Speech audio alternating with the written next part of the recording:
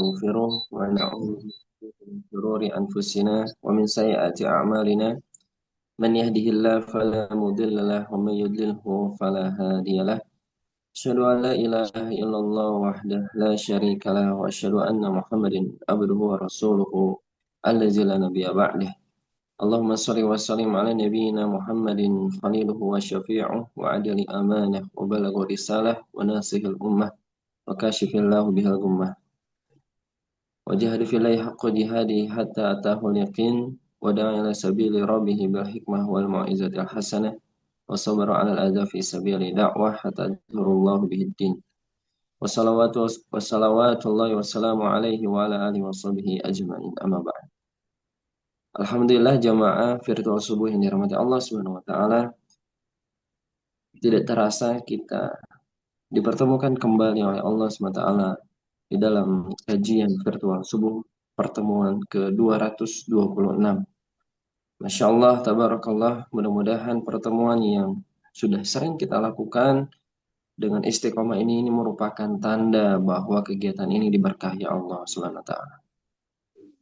Sebelum kita membuka atau sebelum kita masuk ke dalam kajian kita kali ini, mari kita awali dan membaca basmalah bersama-sama. Bismillahirrahmanirrahim. Kemudian sejenak mari kita memurojaah salah satu surat di dalam Al-Quran, surat Al-Insyirah. A'udzu billahi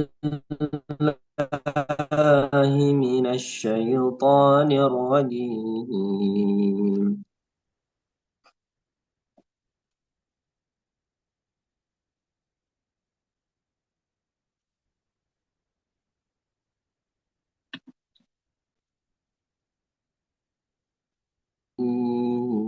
أنقض ظهرك ورفعنا لك ذكرك فإن مع العسر يسرا إن مع العسر يسرا فإذا فرغت فانصب وإلى ربك فارغب صدق الله العظيم.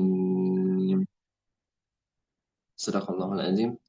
Mudah-mudahan dengan diawali memurajaah pembacaan suci Al-Quran bisa menambah keberkahan kita pada pertemuan kali ini. Baik, alhamdulillah jamaah virtual subuh yang dirahmati Allah, tema kajian kali ini cukup menarik karena hari ini kita akan membahas salah satunya yaitu istiqomah di bulan mulia. Nah, tentunya kita perlu pendalaman ilmu, kita perlu bekal agar bisa istiqomah di bulan mulia ini. Mengapa? Karena di bulan mulia ini tentunya keutamaannya yaitu nilai-nilai ibadah atau ibadah di bulan ini akan dilipat gandakan oleh Allah Subhanahu wa taala. Begitu juga dengan dosa-dosa atau maksiat yang kita lakukan pun akan dilipat gandakan dan mungkin akan lebih berat. Oleh karena itu kita perlu sekali menjaga keistiqomahan di bulan mulia ini dan Allah SWT telah menetapkan ada 4 bulan mulia yang tentunya nanti akan dijelaskan lebih lanjut oleh guru kita Ustadz Ammar Kudah SHI. Namun sebelumnya kita sapa terlebih dahulu guru kita. Bismillah, Assalamualaikum warahmatullahi wabarakatuh. Sehat Ustadz? Waalaikumsalam warahmatullahi wabarakatuh. Alhamdulillah sehat. Ya, semoga semuanya juga dalam lindungan dan kesehatan Allah Subhanahu wa taala. Amin. Allahumma amin. Ya Allah ya Rabbal Alamin. Syukuran Ustadz sudah menyempatkan hadir di sini untuk bersama-sama berbagi ilmu dengan para asatidz di Al-Irsyad Al-Islami. Dan Ustadz nampaknya bisa kita mulai saja. Oleh karena itu kami persilakan waktu dan tempatnya kepada kita Ustadz Ammar Kuda SHI. Baik. Bismillahirrahmanirrahim. Assalamualaikum warahmatullahi wabarakatuh. Waalaikumsalam warahmatullahi wabarakatuh. Alhamdulillahi Rabbil Alamin. Wassalatu wassalamu ala khairul anbiya'i wal mursalin. Nabiyina wa habibina Muhammadin wa ala alihi wa ashabihi wa man tabi'ahum bi ihsanin ila yaumiddin. Amma ba'd. قال الله تبارك وتعالى في كتابه الكريم يا أيها الذين آمنوا اتقوا الله حق تقاته ولا تموتن إلا وأنتم مسلمون. وقال صلى الله عليه وسلم من سلك طريقا يلتمس فيه علما سهل الله به طريقا إلى الجنة. Amma ba'd, jamaah kajian virtual subuh yang diadakan oleh Al Irsyad Bandung yang semoga diberikan rahmat oleh Allah Subhanahu wa taala. Karena langkah kita ini meskipun tidak melangkahkan kaki kita, akan tetapi inna a'malu binniyat, sesungguhnya amal perbuatan itu dilihat dari niatnya. Ketika kedua kaki kita tidak melangkahkan ke dalam majelis ilmu, akan tapi semuanya bisa dilakukan oleh media sosial kita. Kita bisa menggunakan media sosial kita dengan baik. Insya Allah amal tersebut tidak mengurangi pahala menuntut ilmu kita. Karena menuntut ilmu, hadir di dalam majelis ilmu itu bukanlah kehendak kita, akan tetapi Allah yang memudahkan kita untuk datang di majelis ilmu baik secara offline maupun online. Karena terkait jarak yang lumayan jauh dari Jakarta ke Bandung atau yang di luar Jakarta dan Bandung mengikuti kegiatan online ini tidak mengurangi pahala sedikit pun di sisi Allah Subhanahu wa taala. Karena di luar sana mungkin banyak saudara-saudara muslim kita yang masih lalai dengan subuhnya, masih telat dengan subuhnya, masih bergelimang dengan hal-hal yang sia-sia. Karena dari baiknya agama seseorang itu meninggalkan perkara apa yang tidak memberikan manfaat. Dan tujuan dari menuntut ilmu, berjalan di majelis ilmu adalah menapakkan kedua kaki kita di dalam surganya Allah. Seperti sabda yang tadi sudah kami buka. Man salaka tariqan yaltamisu fihi ilma. Barang siapa yang menempuh sebuah jalan yaltamisu fihi ilma, yang dipenuhi dengan keilmuan, sahalallahu bihi tariqan ilal jannah, maka Allah akan memudahkan jalannya menuju surga kelak. Jadi orang yang datang atau yang mengikuti majelis ilmu offline maupun online, tujuan akhirnya adalah jalan menuju surganya Allah Subhanahu wa taala. Jamaah yang dirahmati oleh Allah Subhanahu wa taala, di kajian virtual subuh kali ini marilah kita meningkatkan ketakwaan kita kepada Allah dan keimanan kita kepada Allah. Ini bukan cuma buat antum dan antunna sekalian, ini juga peringatan juga buat saya pribadi. Dengan sebenar-benarnya takwa, dengan sebenar-benarnya beriman kepada Allah. Dan ketakwaan tersebut bukan hanya dilakukan pada waktu-waktu tertentu saja. Contohnya kita lakukan ketakwaan hanya khusus di bulan suci Ramadan yang sudah kita lalui. Ini sangat tidak layak untuk bagi seseorang yang menyandang dirinya sebagai muslim. Karena seorang muslim adalah orang yang lebih baik daripada hari kemarin. Jadi Islam sendiri menuntut kita untuk istiqomah dan menuntut kita untuk jadi lebih baik, jadi person lebih baik. Itulah yang dikehendaki oleh Allah dan dikehendaki oleh Rasulullah Sallallahu Alaihi Wasallam. Bukan hanya juga ketika hati sedang semangat, oh lagi semangat karena momennya pas. Ya, beberapa bulan yang lalu kita momennya pas di bulan suci Ramadan. Hati kita sedang semangat. Soft, Masya Allah, soft di masjidnya penuh. Akan tapi ketika Ramadan sedikit demi sedikit berlalu, maka soft-soft tersebut, masjid-masjid tersebut mengalami kemajuan. Dalam artian kemajuan bukan dalam hal ibadah atau ketakwaan atau semangat. Kemajuan softnya semakin maju. Ya, apalagi mendekati di 10 hari terakhir, makin maju lagi kemajuan tersebut, softnya semakin kosong. Karena kita beribadah hanya ketika hati kita semangat. Namun ketakwaan yang sejati adalah istiqomah di atas ketaatan Allah Subhanahu wa taala sampai kapan? Tentu saja sampai ajal menjemput kita. Karena yang perlu kita ketahui, kaum muslimin dan muslimat,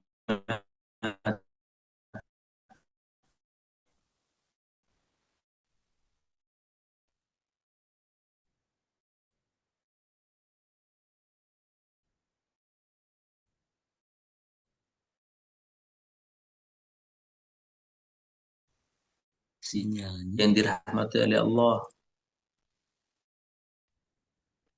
badan ini adalah amanah yang tentu saja yang namanya amanah Allah Taala diberi hak untuk apa? Digunakan untuk apa? Selama kita hidup diberikan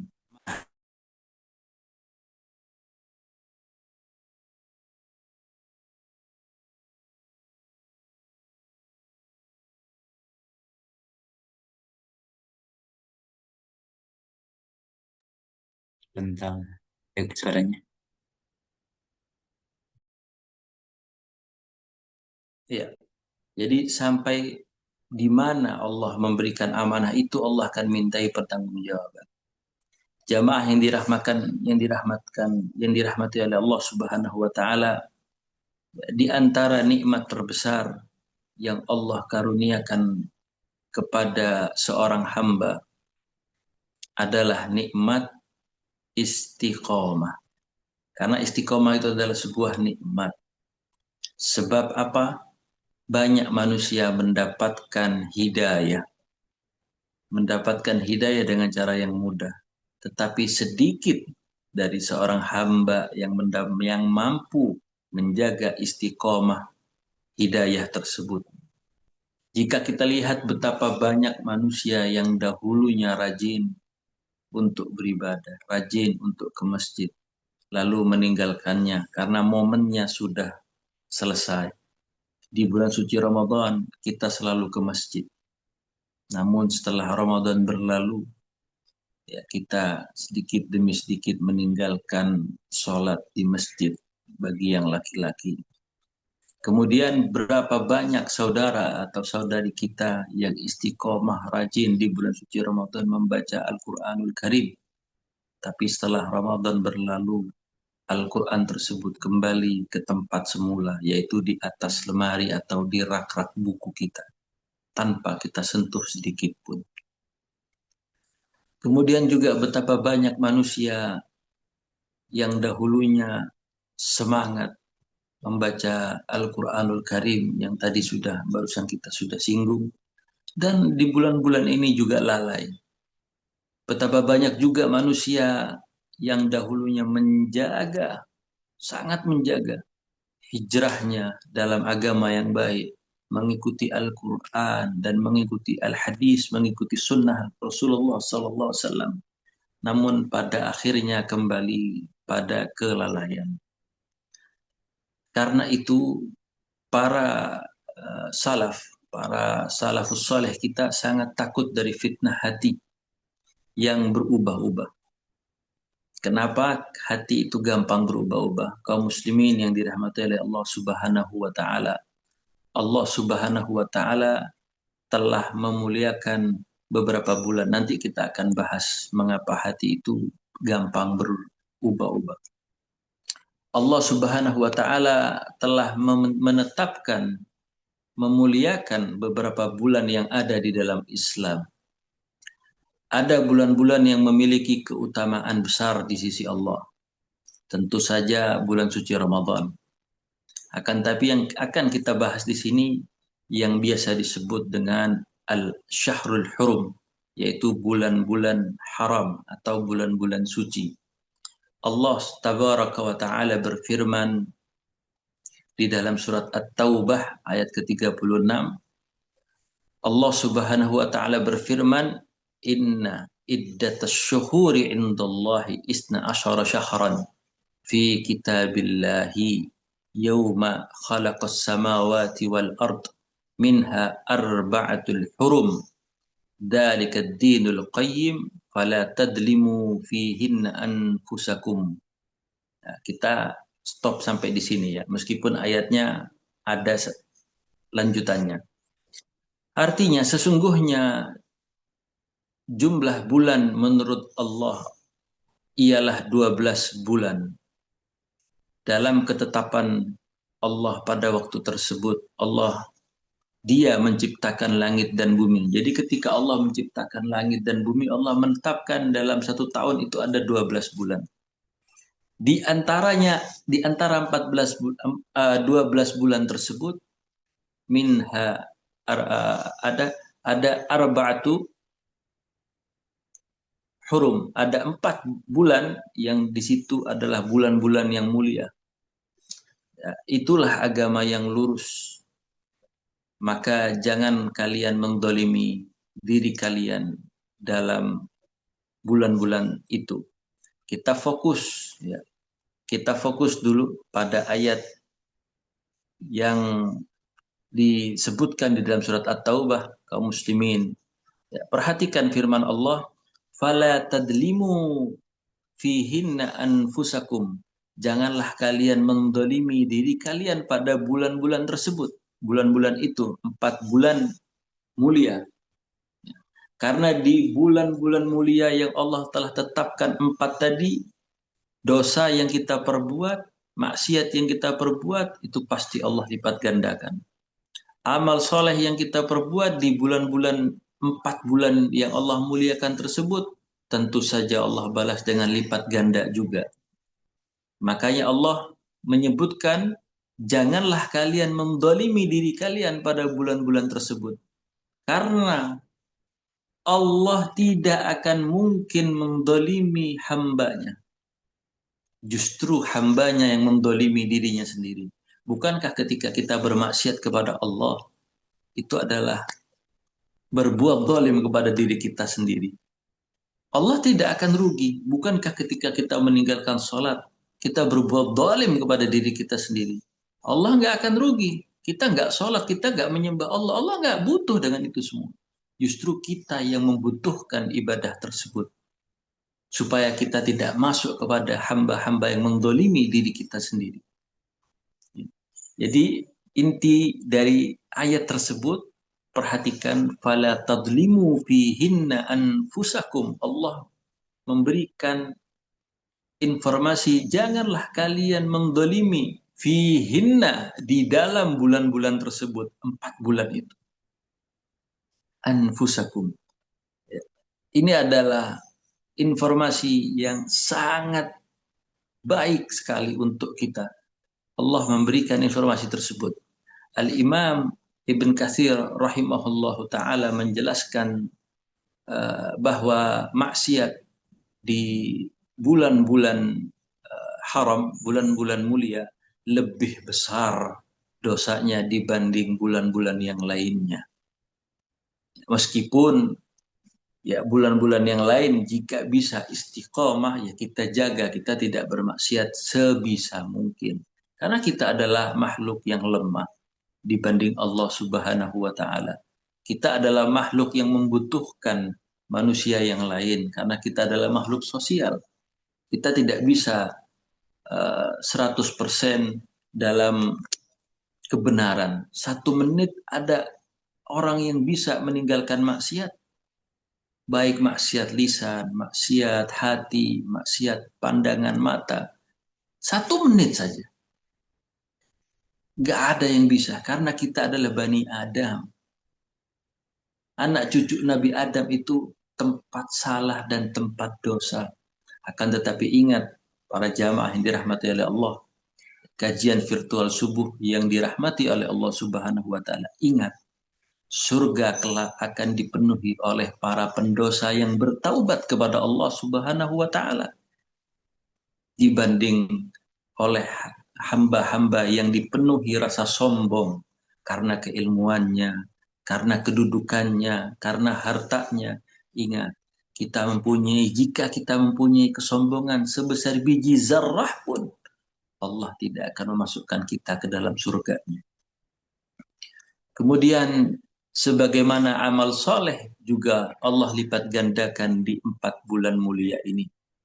Kita sudah masuk ke bulan Zulqa'dah dan sebentar lagi kita akan masuk ke bulan Zulhijjah, di mana seluruh kaum muslimin berlomba-lomba untuk bagaimana caranya bisa melaksanakan ibadah haji, bisa melaksanakan wukuf di Arafah, di mana Rasulullah dengan tegas menyebutkan di dalam hadis yang sahih, Al-Hajjul Arafah, haji itu adalah Arafah. Mereka berbondong-bondong di tengah teriknya panas matahari, duduk berdiam diri di padang Arafah.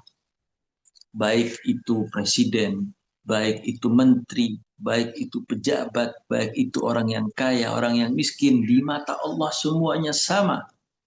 Semuanya sama di mata Allah. Mereka menggunakan pakaian serba putih.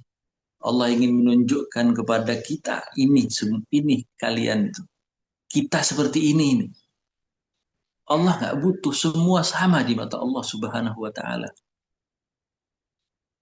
Duduk sama semua duduk, berdiri juga berdiri, jalan kaki juga jalan kaki mereka semua. Apa yang mereka harapkan selain pahala dari Allah Subhanahu wa Ta'ala? Sekarang di Zulqa'dah akan menuju Zulhijjah. Kemudian ada Muharram dan ada Rajab, itu bulan-bulan mulia. Selain di bulan suci Ramadan yang sudah kita lalui. Kemudian jika dosa juga lebih berat akibatnya, maka seseorang muslim yang cerdas, seseorang muslim yang memahami kemuliaan 4 bulan mulia ini, waktunya akan lebih digunakan dengan hati-hati. Demi apa? Demi menjaga dirinya. Terutama diri dulu. Ya, diri kita dulu. Barulah kita bisa menjaga orang lain atau keluarga kita.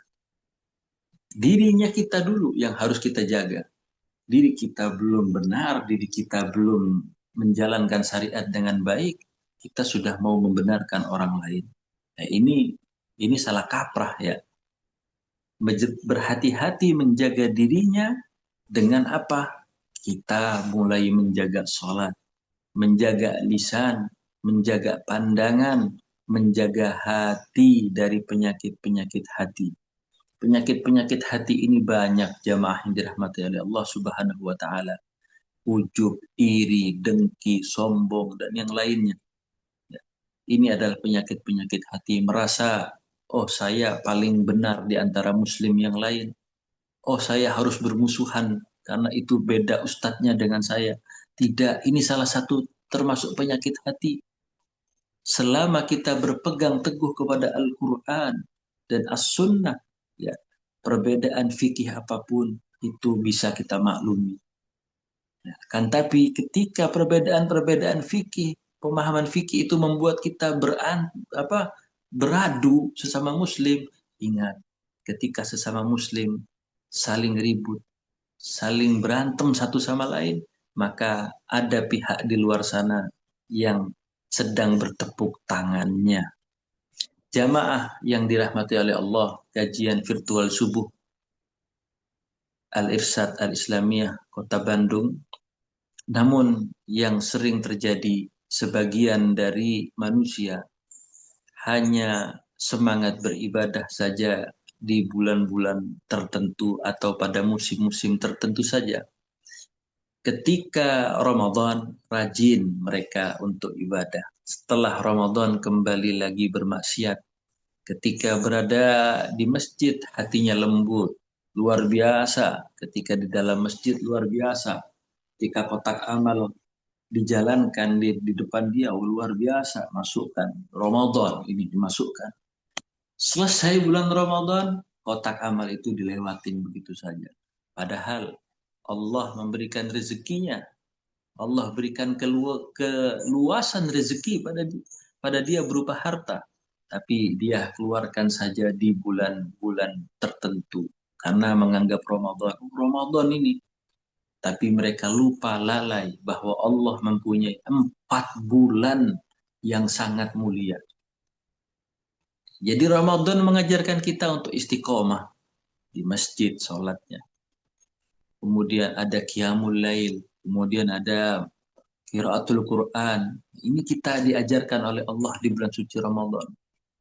Ya, untuk istiqomah. Dan ingat, para sahabat dulu mempersiapkan Ramadan 6 bulan sebelum Ramadan masuk. Mereka sudah mempersiapkan 6 bulan sebelum Ramadan masuk. Dan mereka memikirkan 6 bulan setelah Ramadan, dipikirkan apakah amal perbuatan mereka selama di bulan suci Ramadan itu diterima oleh Allah. Itu para sahabat dulu. Itu para ulama-ulama salaf. Bagaimana dengan kita?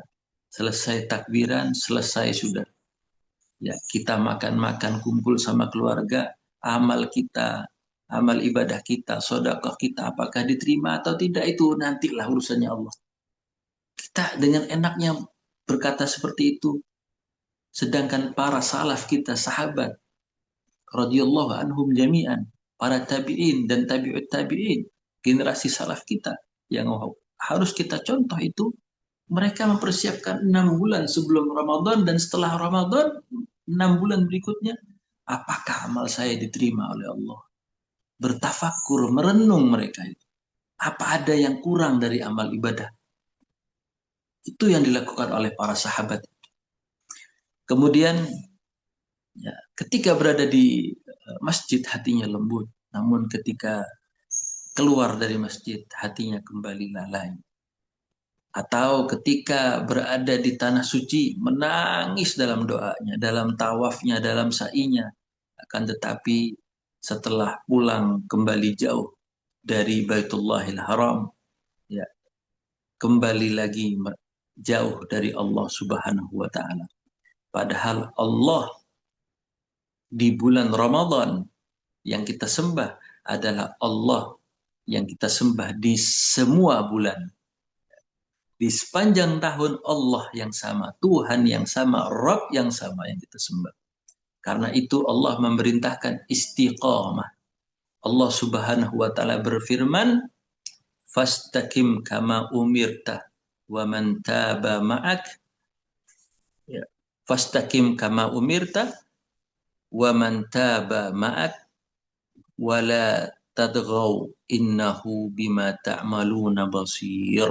Maka tetaplah engkau istiqamah sebagaimana diperintahkan dan juga orang-orang yang telah bertaubat bersamamu, dan janganlah kalian melampaui batas.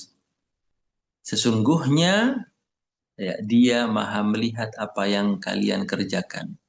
Jadi Allah itu menyukai hamba yang bertaubat.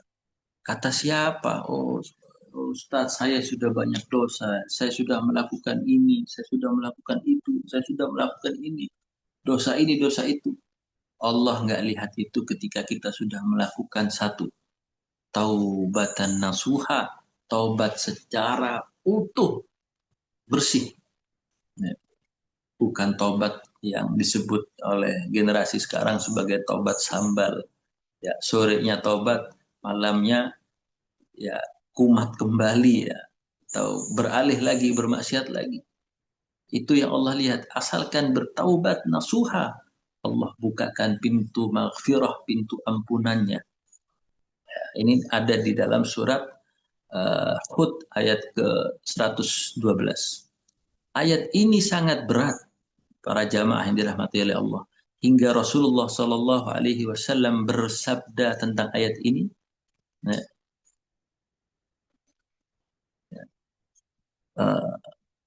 Allah tentang ayat ini Rasulullah bersabda di dalam sebuah hadis yang sahih. Syayyabtani hudan wa wa wa wa akhawatuha. Surat Hud ini ya, dan yang semisalnya ya, karena tadi di dalam surat Hud ya, ayat ke-112 turunnya ayat ini Rasulullah bersabda ya, Rasulullah bersabda, ya, Syayibtani Hudan wa akhwatuha. Surat Hud dan yang semisalnya telah membuatku beruban. Tapi ini permisalan saja karena Rasulullah Shallallahu Alaihi Wasallam beliau meninggal wafat di usia 63 tahun tanpa ada uban sedikit pun. Ya, ini memang keistimewaan Rasulullah. Ya, kalau kita jangankan yang sudah berusia 40, yang usia 17 tahun aja sudah banyak yang beruban. Ya. Karena apa? Karena istiqomah membutuhkan perjuangan, keseriusan yang besar. Istiqomah bukan dengan lisan. Jamaah yang dirahmati oleh Allah Subhanahu wa taala, kan tapi istiqomah itu perlu bukti perjuangan. Istiqomah juga bukan berarti seseorang tidak pernah jatuh, ya, melakukan kemaksiatan, jatuh di dalam dosa. Akan tetapi istiqomah adalah ketika ia terus kembali kepada Allah Subhanahu wa taala setelah melakukan kelalaian tersebut. Tapi kelalaiannya jangan disengaja, ya. Memperbaiki dirinya, terus menjaga ketaatan dan keimanan kepada Allah dan tidak menyerah kepada syaitan. Ingat, jangan menyerah kepada syaitan. Jangan merasa syaitan ini makhluk yang luar biasa, makhluk yang sakti. Tidak. Allah Subhanahu wa taala sendiri mengatakan inna kaidas syaitan kana dha'ifa.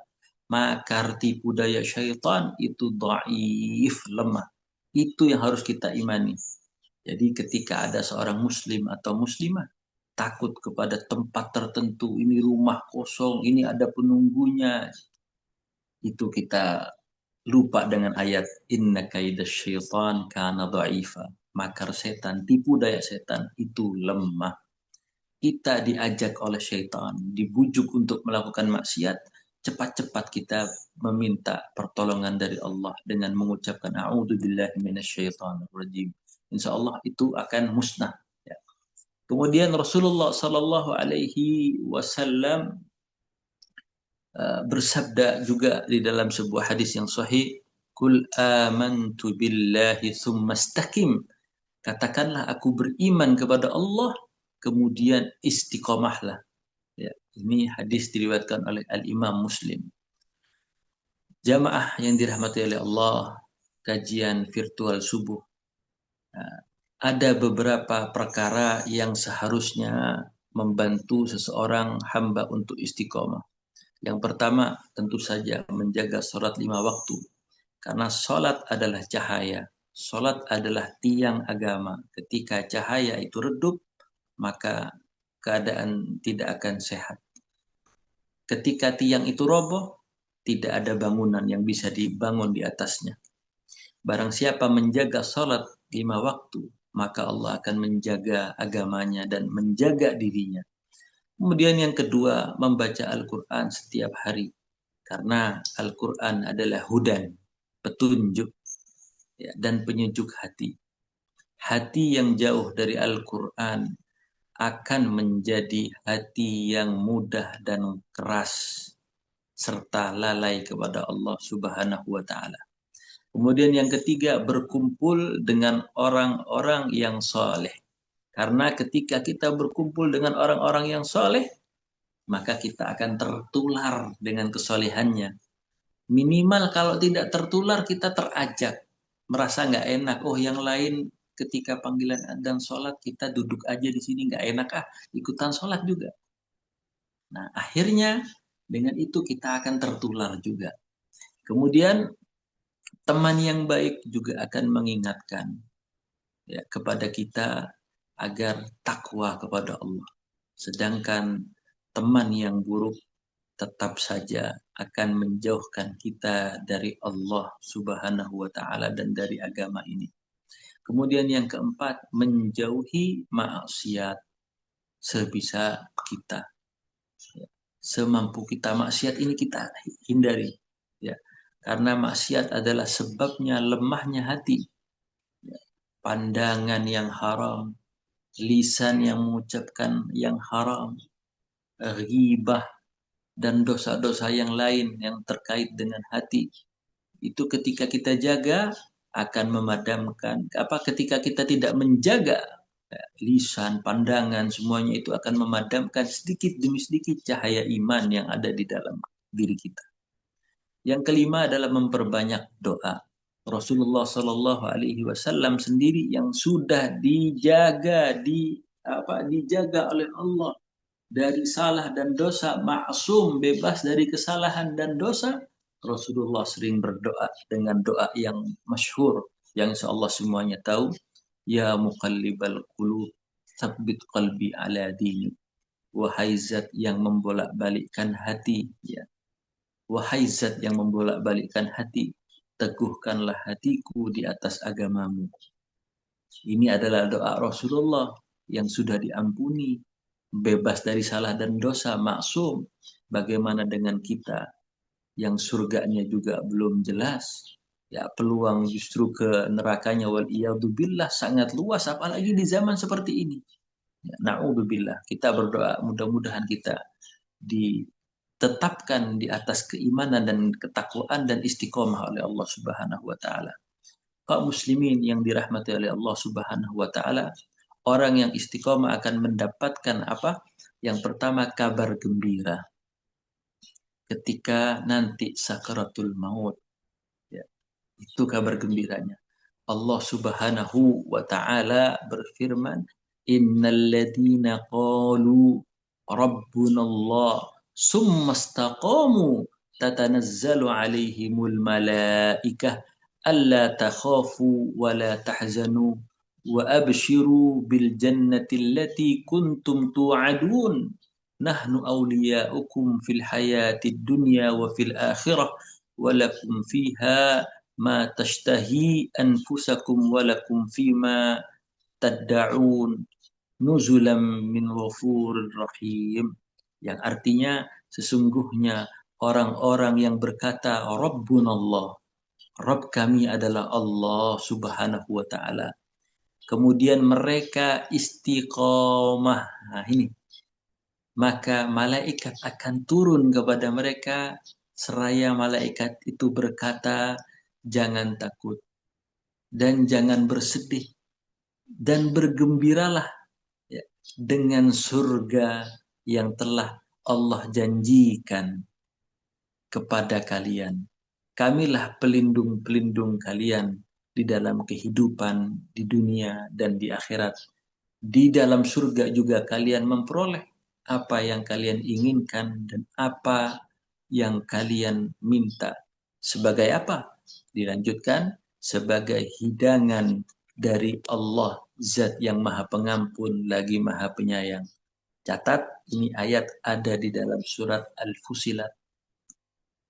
Kalau tidak salah di ayat yang ke-30 sampai ke-32. Ya, jadi itulah, ya, buah keistiqomahan yang harus kita jaga dan pahala yang sangat besar yang menanti kita ketika kita menjaga istiqomah sampai sakaratul maut, datanglah malaikat. Ini Allah sendiri yang berfirman, ya, di dalam surat Al-Fusilat tadi, datang malaikat dan mengatakan, janganlah kalian takut dan janganlah kalian bersedih. Surga tempat kalian seperti yang Allah janjikan kepada kalian. Semoga Allah menjadikan kita termasuk hamba-hambanya yang istiqomah di jalan Allah, istiqomah di jalan keimanan, istiqomah di jalan amal-amal soleh, ya, sampai akhir hayat dan sampai ajal menjemput kita. Allahu ta'ala alam bisawab. Ya, masih ada waktu, insya Allah mungkin kalau ada pertanyaan yang bisa saya jawab, saya jawab. Yang tidak bisa saya jawab berarti itu jadi PR buat saya. Allahu a'lam bishawab. Baik, Masya Allah, tabarakallah ta'ala. Syukran jazakallah khair kepada Ustaz Amar Kuda atas apa yang sudah disampaikan, ya. Jemaah virtual subuh, beberapa hal bisa kita ambil, bisa kita petik dari apa yang disampaikan oleh guru kita, terutama terkait dengan 4 bulan mulia ini, ya. Jadi ada di bulan Zulqa'dah, Zulhijjah, Muharram, dan juga di bulan Rajab. Kemudian juga salah satu keutamaan di bulan Muharram ini atau di bulan Hurum ini itu dilipat gandakannya amal. Sehingga penting bagi kita untuk bisa istiqomah dan apa namanya untuk bisa meningkatkan kualitas ibadah kita. Karena disinilah tempat di mana kita bisa meningkatkan amal ibadah kita. Kemudian kita juga mesti betul-betul memperhatikan peringatan dari ulama karena Rasulullah SAW sendiri tadi sudah diingatkan bersabda untuk agar berhati-hati dalam melakukan maksiat, dalam menzolimi diri sendiri. Karena efeknya pun atau dosanya pun akan dilipat gandakan juga.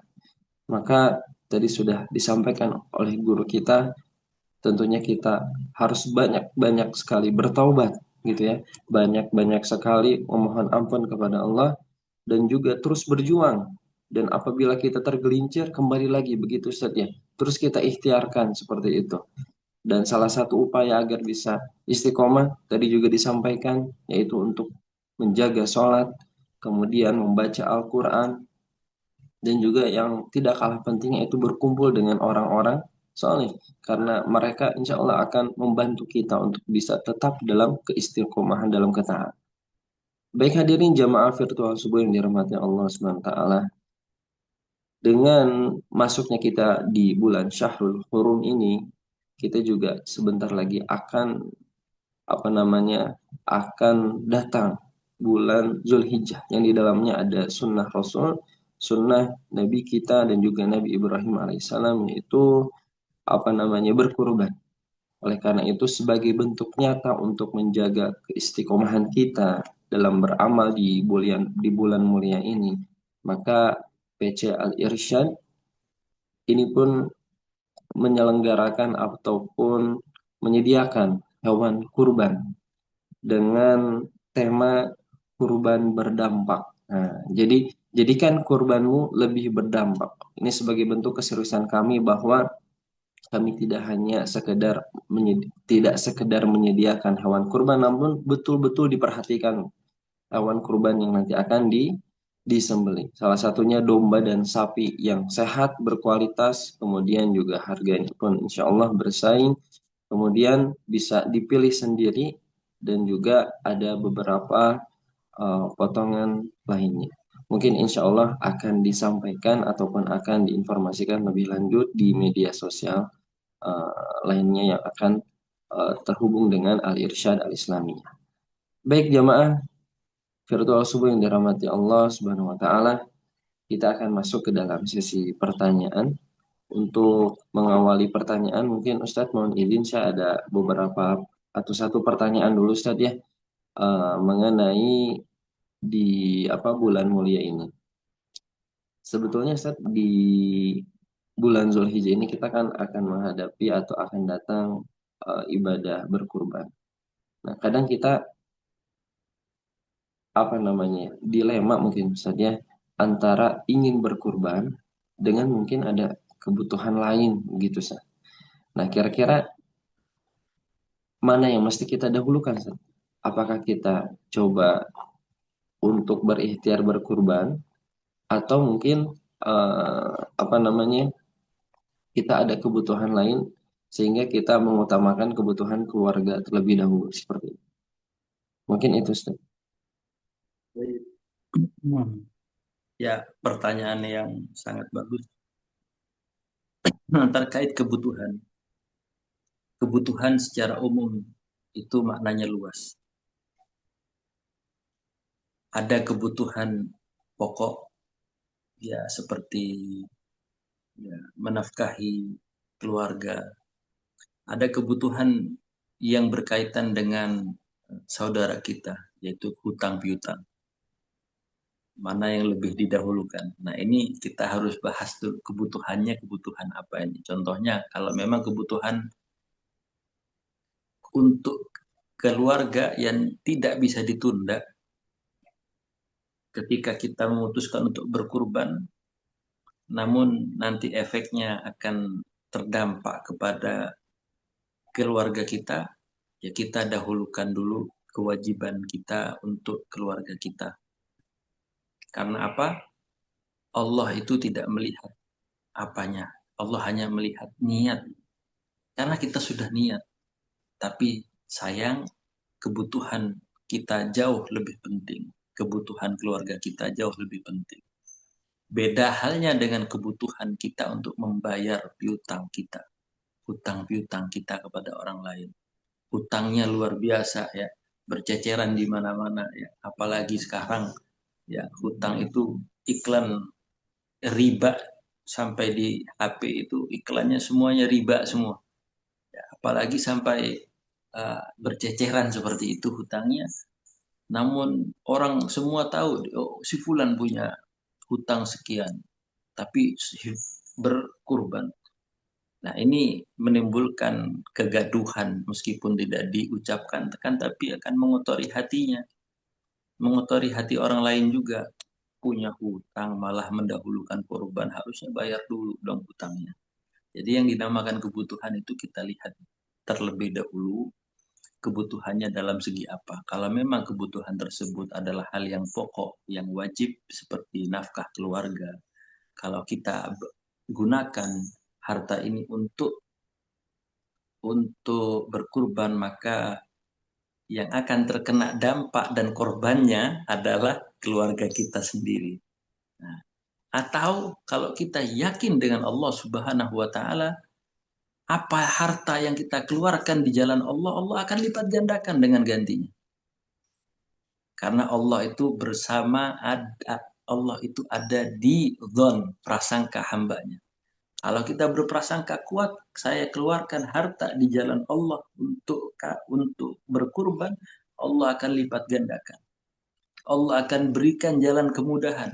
Karena balasan Allah itu bukan juga kita mengeluarkan harta, Allah balas harta. Tidak. Matematikanya Allah berbeda dengan matematika kita.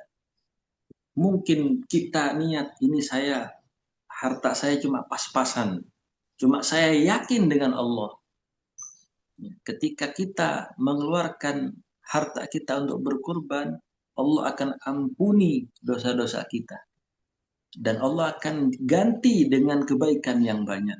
Mungkin nanti kita tidak diganti dengan harta yang semisal, atau kita diganti dengan anak yang soleh, atau anak yang solih, anak yang hafid, yang hafidhah, yang taat kepada orang tuanya, yang selalu mendoakan orang tuanya ketika orang tuanya sudah meninggal. Jadi itu balasan-balasan Allah yang tidak harus sama dengan yang kita keluarkan. Kita keluarkan berbentuk harta menjadi hewan kurban, dan hewan kurban tersebut secara resmi oleh Allah Subhanahu wa taala diterima karena keyakinan kita dan keimanan kita kepada Allah. Jadi seperti itu aja. Satu, lihat kebutuhannya. Yang kedua juga kebutuhan dalam hal apa dulu. Kalau yang pertama kebutuhan pokok, wajib menafkahi. Kalau tidak dinafkahi, kalau harta ini saya belikan hewan kurban yang akan terdampak anak dan istri kita, yaitu boleh saja ya sebenarnya ya.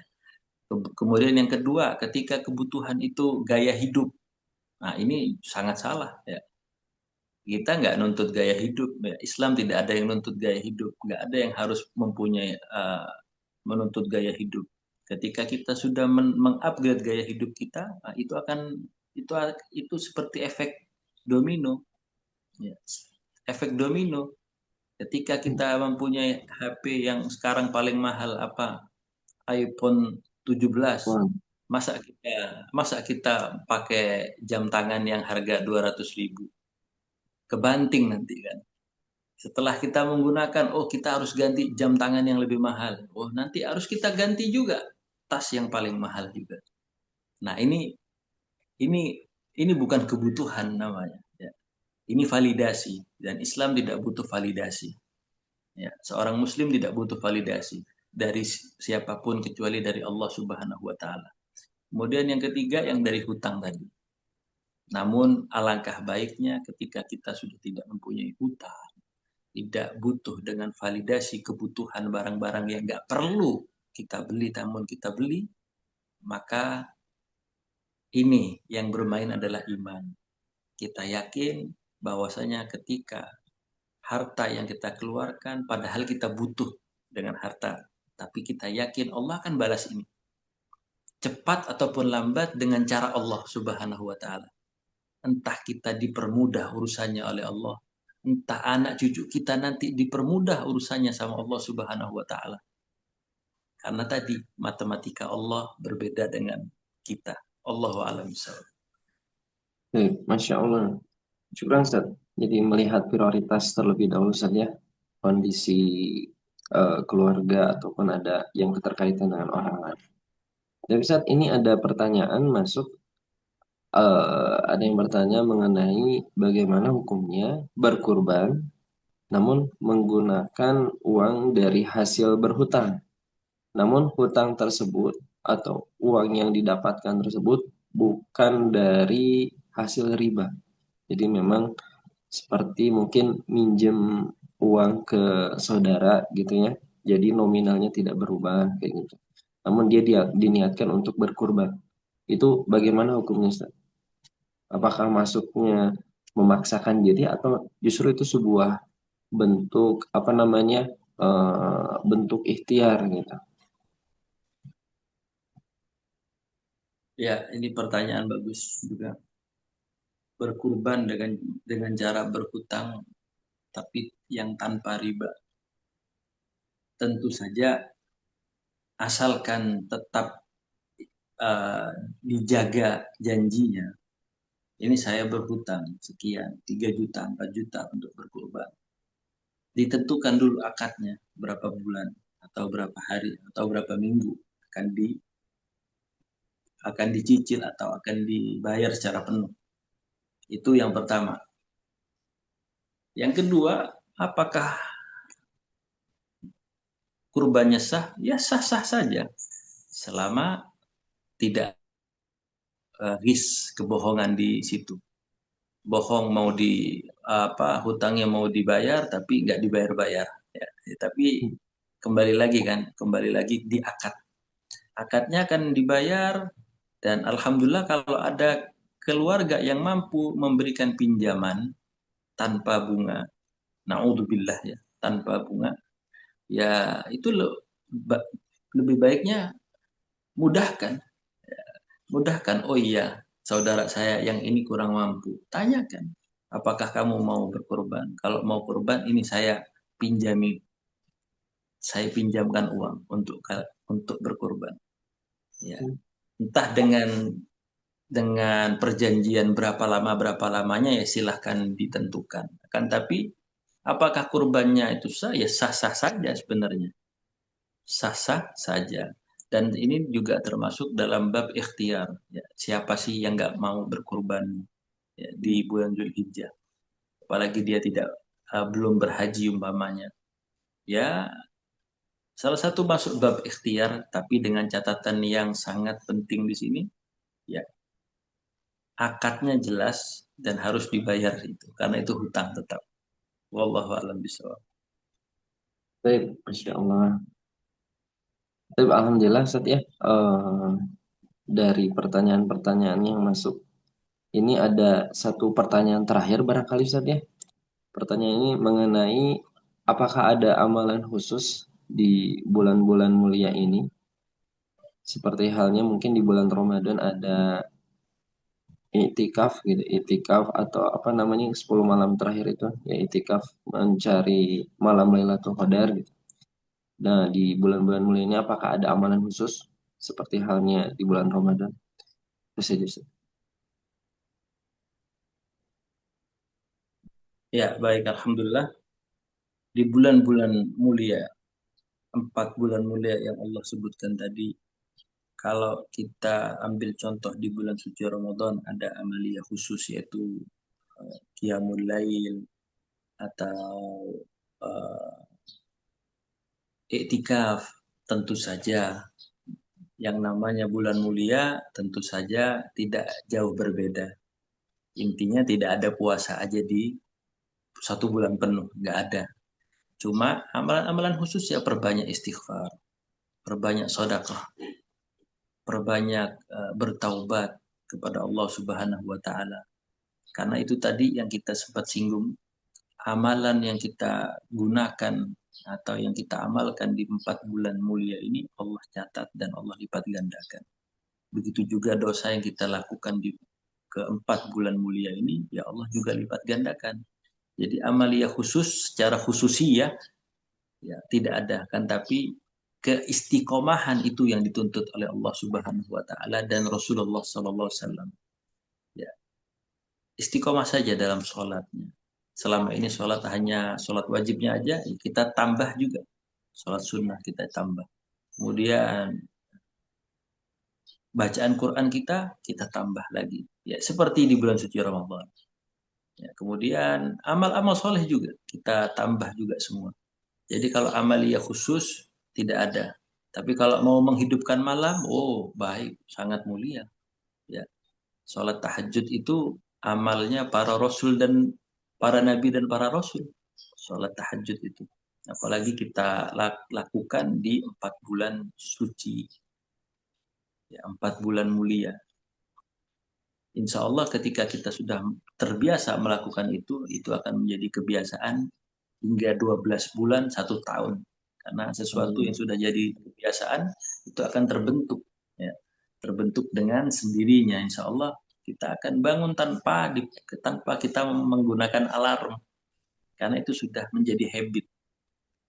Jadi tidak ada amal-amal khusus di bulan mulia yang Allah tetapkan, kan, tapi Allah tuntut kita untuk istiqomah. Mungkin itu amal khususnya, istiqomah di jalan yang hak. Ya, istiqomah untuk beristighfar, bertaubat, bersedekah bagi yang mampu. Yang nggak mampu pun Allah nggak nuntut. Allah nggak melihat kita bersedekah 50.000, 50 juta. Enggak. 1.000, 1.000, 1.000, 1.000. Karena apa? Yang dicintai oleh Allah itu amal ibadah, amal soleh, ya, meskipun sedikit akan tapi adwa muha berkontinu, sedikit, sedikit, sedikit, sedikit. Apakah sama orang yang mengeluarkan sodakoh 50.000 dengan 1.000? Apakah sama? Sama saja. Karena Allah melihat bukan nominalnya. Allah melihat istiqomahnya tadi. Istiqomah enggak nih? Mas, saya mampunya 1.000, saya mampunya 50.000, tapi 50.000 satu kali. 50.000 satu kali dalam setiap Jumat. Dengan orang yang mengeluarkan sodakoh 2.000, 2.000, 2.000 setiap hari. Enggak akan berkurang. Tidak akan berkurang. Allah jamin itu tidak akan berkurang.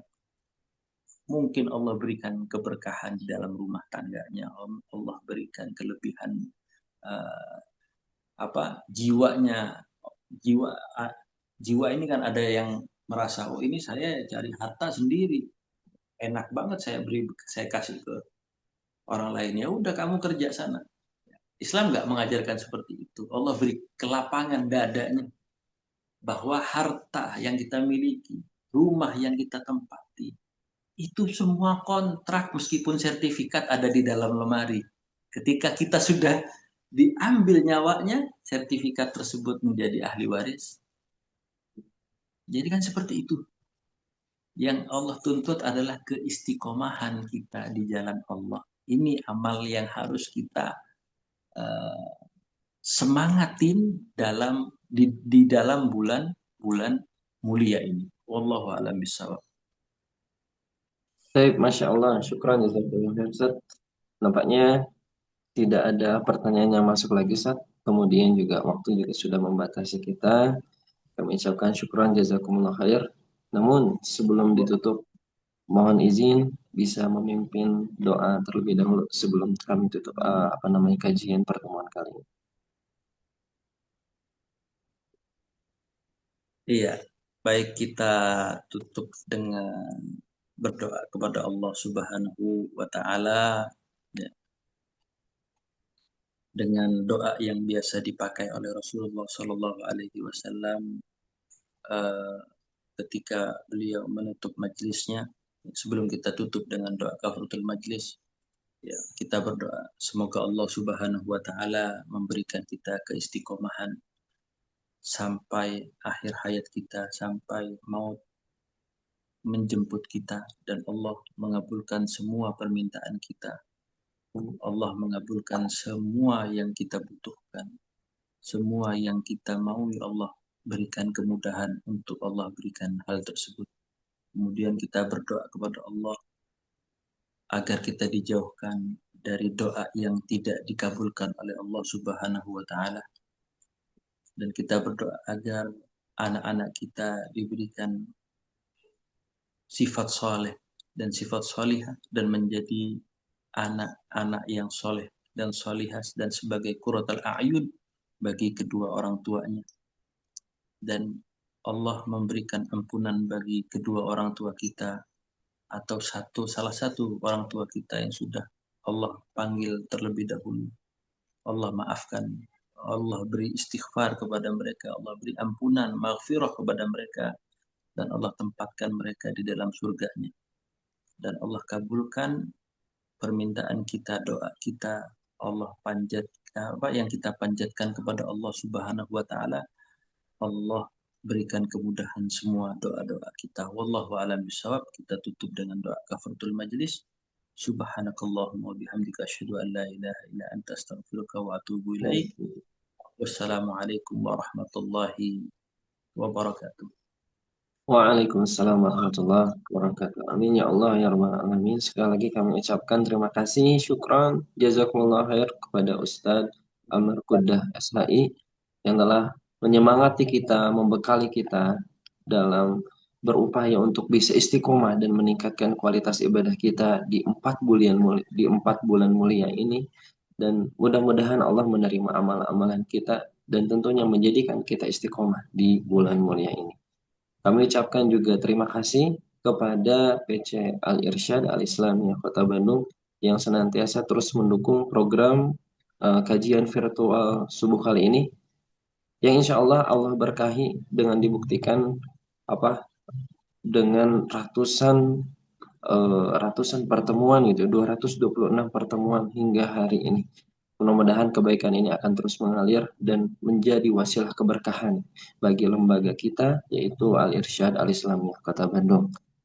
Mungkin demikian yang bisa saya sampaikan. Mohon maaf apabila ada kekeliruan. Akhirul kalam. Wassalamualaikum warahmatullahi wabarakatuh. Waalaikumsalam warahmatullahi wabarakatuh. Syukran. Jazakumullah khair, Ustaz. Wa iyyakum wa iyyakum.